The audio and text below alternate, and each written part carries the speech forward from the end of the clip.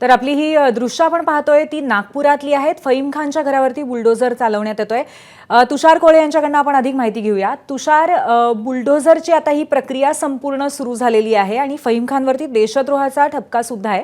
परंतु झालेल्या हिंसाचारानंतर आता ही जी तोडक कारवाई होतीये त्यानंतर संपूर्ण नागपूरमध्ये शांतता जी आता प्रस्थापित झालेली आहे ती तशीच ठेवण्यासाठी पोलीस आणि प्रशासनाला आणखीन प्रयत्न करावे लागतील। याबद्दल आपल्याला काय वाटतं?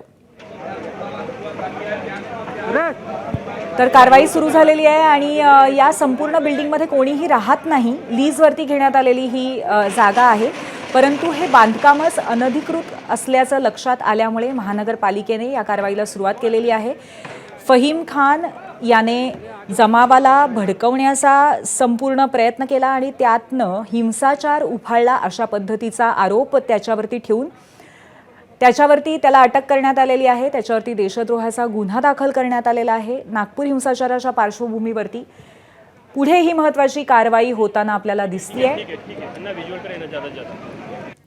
आपले प्रतिनिधी तुषार कोळे आपल्या सोबत आहेत। तुषार, या संपूर्ण कारवाईच्या पार्श्वभूमीवर आणि झालेल्या हिंसाचाराच्या पार्श्वभूमीवर संपूर्ण शहरामध्ये या घटनेनंतर सुद्धा, या कारवाईनंतर सुद्धा शांतता प्रस्थापित जी झालेली आहे ती तशीच ठेवणं हे प्रशासनाचं एक महत्त्वाचं काम असेल आणि त्यांच्यावरती ती जबाबदारीही असेल। तुषार,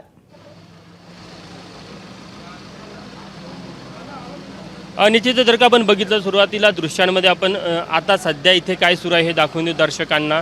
फहीम खान यांच्या घरावर राज्य सरकारचा बुलडोझर चाललेला आहे। सुरुवातीला जे टिनाचं शेड समोर होतं, फहीम खानच्या घराचं टिनाचं शेड पालिकेच्या पथकाने तोडलेलं आहे आणि आता हळूहळू संपूर्ण घर फहीम खानचं हे तोडलं जाणार आहे। याची सुरुवात वरच्या माळ्यापासून केली जाणार आहे। थोडा कंजेस्टेड एरिया आहे, इलेक्ट्रिक सप्लाय आहे, अवतीभोवतीला लोकांच्या घरामध्ये देखील विजेचे तार इथनं गेलेले आहे, त्यामुळे खबरदारी घेतली जात आहे आणि त्यानंतर मग ही संपूर्ण कारवाई सुरू झालेली आहे। जर तुम्ही जो प्रश्न विचारला होता की सध्या शहरामध्ये काय स्थिती आहे, तर शहरामध्ये पूर्णतः शांतता आहे। जो हिंसा प्रभावित भाग होता त्या भागामध्ये सुरुवातीला आपल्याला संचारबंदी पाहायला मिळाली, तेवढ्या भागापुरतंच फक्त कुठेतरी तणावाचं वातावरण पाहायला मिळत होतं। मात्र कुठेतरी संपूर्ण उर्वरित जे शहर होतं ते शांत होतं, तिथले जे दैनंदिन व्यवहार होते ते तसेच कायम होते, तिथे कुठलाही हिंसाचाराचा प्रभाव आपल्याला पाहायला मिळत नव्हता।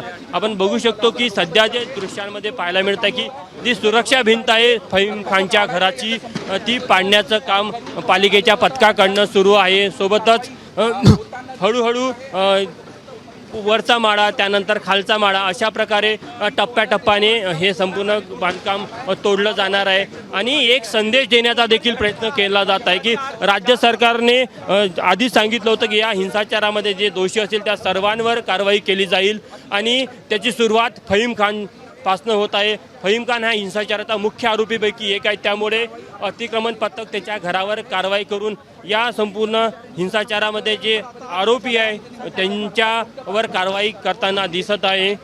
फहीम खानचं हे संपूर्ण जे घर आहे ते 86 वर्ग मीटर मध्ये आहे आणि या 86 वर्ग मीटरमध्ये पूर्णतः अतिक्रमण असल्याचं पुढे आलेलं आहे। फहीम खानच्या घरी त्याच्या कुटुंबात आई आणि इतर सदस्य होते, ते सर्व सदस्य एक दिवसाआधी जिथनं निघून गेलेले आहे। त्यांनी संपूर्ण घरातलं जे सामान होतं ते देखील त्यांनी इथून घेऊन गेलेले आहे। त्यामुळे आपल्याला बघू शकतो की फहीम खानच्या घरावर आता बुलडोझर चालायला सुरुवात झालेली आहे आणि पोलिसांची ही कारवाई आपल्याला पाहायला मिळत आहे। पोलीस देखील सर्व इथे उपस्थित माध्यमकर्मीला विनंती करत आहे की कृपया कारवाईमध्ये कुठे अडचण येऊ नये यासाठी तुम्ही थोडं सुरक्षित अंतरावर थांबा, कारण की इथे विजेचा सप्लाय देखील आहे, पुरवठा आहे विजेचा, त्यामुळे देखील एक कारवाईमध्ये अडचण निर्माण होऊ शकते।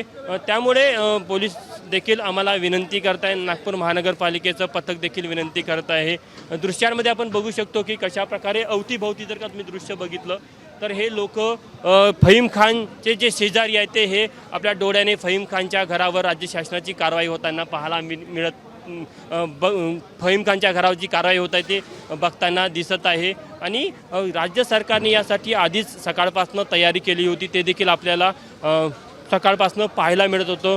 मोठा पोलिसाचा फौजफाटा इथे तैनात करण्यात आलेला आहे आणि लवकरात लवकर हे अतिक्रमण जमीनदोस्त करण्यासाठी सरकारचा आणि महानगरपालिकेच्या पथकाचा प्रयत्न आहे। त्यामुळे काही तासामध्ये हे अतिक्रमण तोडण्याचं काम संपलं जाईल असं देखील कर्मचाऱ्यांनी इथल्या अधिकाऱ्यांनी सांगितलं आहे। तुषार, या सगळ्या घटनेच्या पार्श्वभूमीवर कुठेतरी जो प्रकार घडला त्यामध्ये फहीम खानने ज्या पद्धतीने हिंसाचार भडकवण्यामध्ये त्याचा सहभाग होता, या पार्श्वभूमीवरती आता अनधिकृत बांधकामाचं तोडकाम होतंय, त्याचा इशाराही मुख्यमंत्र्यांनी दिला होता कारवाईचा। हे सगळं जरी खरं असलं तरी पण जर 30 वर्षासाठी जर बिल्डिंग लीजवरती घेतलेली असेल तर आत्तापर्यंत अशा पद्धतीचं अनधिकृत बांधकामावरती आत्तापर्यंत काही कारवाई का केली नव्हती असाही प्रश्न उपस्थित राहतो, असं वाटत नाही का?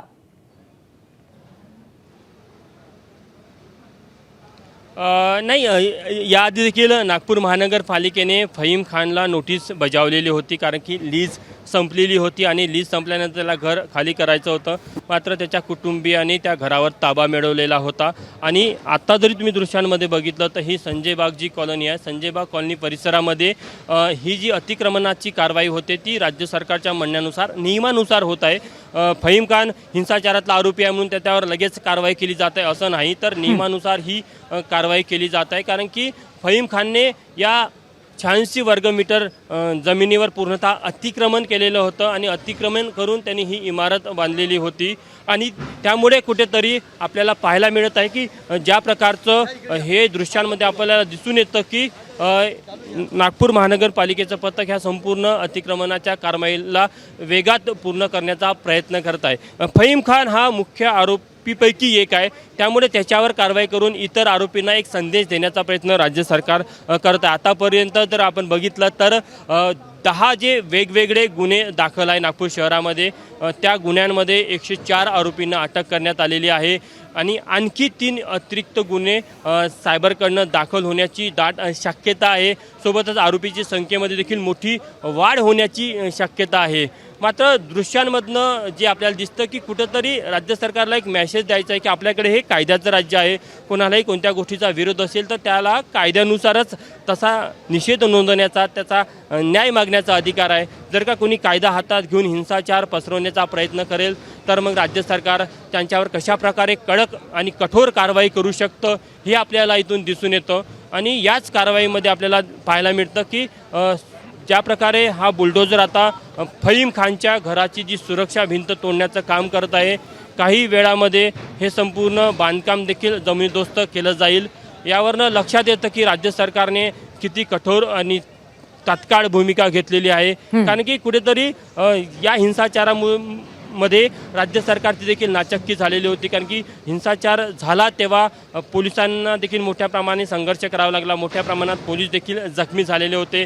आता या प्रकरणातले अनेक आरोपी असे आहेत जे राज्याच्या वेगवेगळ्या भागामध्ये किंवा राज्याबाहेर पडून गेलेले आहे, त्यामुळे त्यांचा शोध घेण्याचं काम पॅरलल पद्धतीने पोलिसांकडनं सुरू आहे। मात्र दुसरीकडे कारवाई करून इतरांना संदेश द्यायचा प्रयत्न आहे की राज्य सरकार हे कठोर आहे, राज्य सरकार कोणत्याही हिंसेचं समर्थन करणार नाही। बरोबर, जो हिंसा करेल तुषार, त्याला अगदी म्हणजे समोर जावं लागेल। सगळ्या पद्धतीने कारवाई करत असताना कुठेतरी एक वचक पोलिसांच्या बाजूने प्रस्थापित करण्याचा सुद्धा आपल्याला प्रयत्न दिसतोय, कारण जो हिंसाचार झाला होता त्यामध्ये पोलिसांवरही हल्ले झाले होते आणि फक्त कुऱ्हाडीने हल्ला किंवा अशा पद्धतीच्या घटना नाही तर महिला पोलीस कर्मचाऱ्यांवरती सुद्धा विनयभंगांच्या घटना घडल्या होत्या। त्यामुळे एकंदरीतच कुठेतरी कायदा आणि सुव्यवस्था पुन्हा एकदा प्रस्थापित करण्यासाठी, एक वचक निर्माण करण्यासाठी शासनाचा आणि पोलीस प्रशासनाचा हा जो प्रयत्न आहे आणि ज्या पद्धतीची कारवाई होतीये ती अतिशय महत्त्वाची आहे तुषार। आणि यातनं कदाचित इतर जे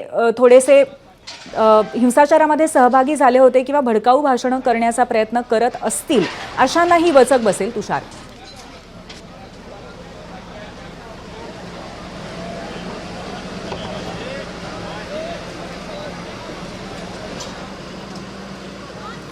तर फहीम खानच्या घरावरती सध्या बुलडोझर फिरवण्याचं काम सुरू आहे। अनधिकृत बांधकाम हे असून या संदर्भामध्ये फहीम खानला हिंसाचाराची घटना घडली त्याच्याही पूर्वी नोटीस बजावण्यात आलेली होती। कुठल्याही पद्धतीने कायद्याच्या चौकटीच्या पलीकडे ही कारवाई केलेली जात नाहीये। नोटीस बजावल्यानंतर सुद्धा परिवाराने हे घर रिकामं केलेलं नव्हतं, फहीम खानने हे घर रिकामं केलेलं नव्हतं, परंतु आता मात्र ही कारवाई होतीये। नागपुरातील हिंसाचाराच्या घटनेचा कथित सूत्रधार फहीम खान विरोधामध्ये प्रशासनाकडनं मोठी कारवाई केली जाते. नागपूर महानगरपालिकेचं पथक फहीम खानच्या घरी दाखल झालंय आणि फहीम खानच्या घरावरती JCBची कारवाई सध्या सुरू आहे आणि बुलडोझरही फिरवण्यात येतोय. संजयबाग कॉलनीमध्ये फहीमचं घर पूर्णपणे पाडण्यात येणार आहे. तोडकाम कारवाईच्या आधी फहीम खानच्या परिवाराने काल रात्रीच घर रिकामं केलंय. महानगरपालिका कारवाईच्या पार्श्वभूमीवरती यशोधरा नगर परिसरामध्ये मोठा पोलीस बंदोबस्त तैनात करण्यात आलाय. आपले प्रतिनिधी तुषार कोहळे आपल्यासोबत या भागातनं लाईव्ह आहेत. तुषार, आता कारवाईला सुरुवात झाली आणि त्याचबरोबर आजूबाजूच्या परिसरातनं लोकही तिथे शेजारचे जे आहेत ते जमायला लागलेले आहेत.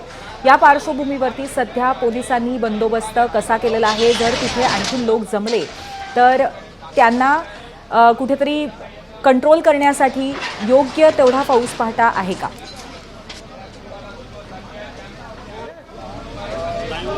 निश्चितच पोलिसांचा चोख कडेकोट बंदोबस्त इथे आपल्याला पाहायला मिळत आहे.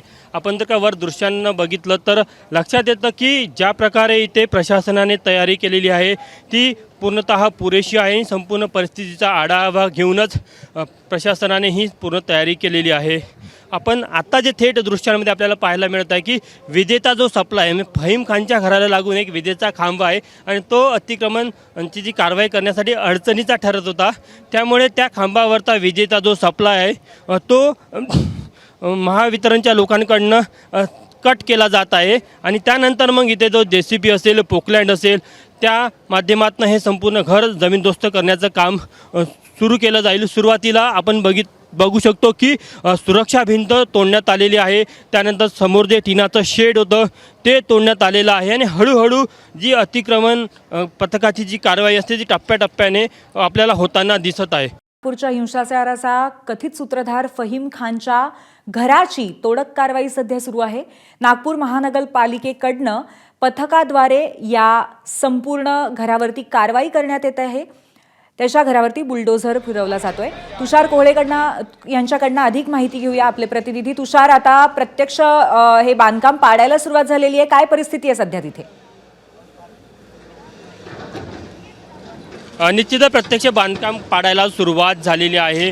फहीम खान हा नागपूर हिंसाचारातील आरोपीपैकी एक प्रमुख आरोपी आहे आणि राज्य सरकारने तशा प्रकारचे आदेशच आधी दिले होते की जे आरोपी आहे त्यांच्यावर कठोर कारवाई केली जाईल. आणि फहीम खानचं हे संजय बाग कॉलनीतलं हे घर आता JCBच्या मदतीने तोडलं जात आहे. सकाळला साधारण 10 वाजताच्या सुमारास इथे प्राथमिक कारवाईला सुरुवात झाली होती. घराचं पहिले सर्वेक्षण करण्यात आलेलं होतं.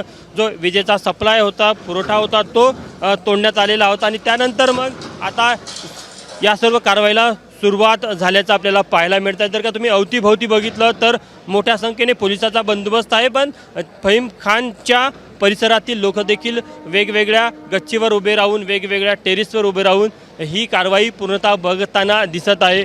राज्य सरकारला कुठेतरी या माध्यमातून एक संदेश द्यायचा होता की ज्या लोकांनी कायदा हातात घेतला, ज्या लोकांनी हिंसेचं समर्थन केलं त्या लोकांवर कठोर कारवाई केली जाईल. मुख्यमंत्री देवेंद्र फडणवीस यांनी देखील आधीच तशा प्रकारचे संकेत दिले होते आणि फहीम खान हा हिंसाचारापैकी एक प्रमुख आरोपी आहे. त्याच्यावर गणेशपेठ पोलीस स्टेशनमध्ये मॉब जमवणे, सोबतच तिथे हिंसेला भडकवण्यासाठी त्यांना प्रयत्न करणे आणि हिंसाचार करणे, जाळपोळ करणे अशा प्रकारचे गंभीर आरोप त्याच्यावर आहे.